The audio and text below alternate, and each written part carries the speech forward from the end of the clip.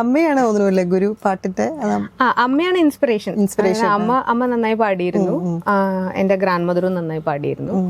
അപ്പൊ അമ്മയാണ് full encouragement തന്നിട്ട്. അമ്മ പാട്ട് ക്ലാസ്സിൽ പോകുമ്പോൾ ഞാൻ കൂടെ പോയി ഇരിക്കില്ലായിരുന്നു. അന്ന് ഞാൻ പാട്ട് പഠിക്കാൻ തുടങ്ങിയിട്ട് അന്ന് ഡാൻസാണ് പഠിച്ചിരുന്നത്. അന്ന് എനിക്ക് ഡാൻസ് പഠിക്കാനായിരുന്നു ഇൻട്രസ്റ്റ്.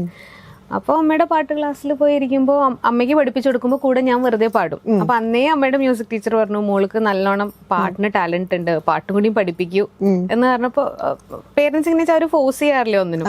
അപ്പൊ അന്ന് ഞാൻ ഡാൻസിന് ഇൻട്രസ്റ്റ് കാണിച്ചുകൊണ്ട് ശരി അവള് റെഡി ആവുമ്പോൾ ചെയ്യാന്നുള്ള രീതിയിലായിരുന്നു. പിന്നെ ഒരു 7th ഒക്കെ ആയപ്പോഴാണ് ഞാൻ ശരിക്കും പറഞ്ഞ പാട്ട് പഠിക്കാൻ തുടങ്ങി. അതായത് ഞാൻ നോർത്തിൽ പഠിക്കുന്ന സമയത്ത് അപ്പൊ എനിക്ക് ക്ലാസിക്കൽ ഡാൻസ് അവിടെ പഠിച്ചത് മൊത്തം നോർത്ത് അല്ല, ആദ്യം മാംഗ്ലൂർ ആയിരുന്നു. അപ്പോഴാണ് അമ്മയുടെ പാട്ട് ടീച്ചർ ഇത് ഐഡന്റിഫൈ ചെയ്തിട്ട് അമ്മയടുത്ത് പറയുന്നത്. അത് കഴിഞ്ഞ് നമ്മള് UP പോയി. അപ്പൊ അവിടെ ഈ ഭരതനാട്യം അതൊന്നും പഠിക്കാൻ സ്കോപ്പ് ഇല്ലാത്തതുകൊണ്ട് ജസ്റ്റ് എന്തെങ്കിലും അവിടുത്തെ കോമൺ ഇവന്റ്സിന് സിനിമാറ്റിക് കളിക്കും എന്നല്ലാതെ വേറെ ഒഫീഷ്യലി ട്രെയിനിങ് ഒന്നും എടുക്കണ്ടായിരുന്നില്ല. അപ്പൊ സ്കൂളിൽ വെറുതെ ഒരു കോമ്പറ്റീഷൻ വന്നപ്പോ അമ്മ ഒരു പാട്ട് പഠിപ്പിച്ചെന്നു, ഞാനത് പോയി പാടി ഫസ്റ്റ് കിട്ടി. അപ്പൊ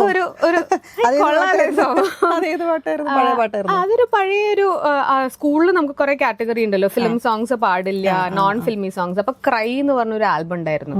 അപ്പൊ അതിലത്തെ നല്ലൊരു പാട്ട്, എനിക്കിപ്പോ ആ പാട്ട് തന്നെ ഓർമ്മയില്ല. അന്ന് നമുക്ക് കാസറ്റ്സ് ആണല്ലോ. അപ്പൊ കാസറ്റിൽ ആ പാട്ട് കേട്ടപ്പോ ഓക്കെ, സ്കൂളിന്റെ ആ കാറ്റഗറി ഫിറ്റ് ചെയ്യുന്ന പോലത്തെ ഒരു പാട്ട്.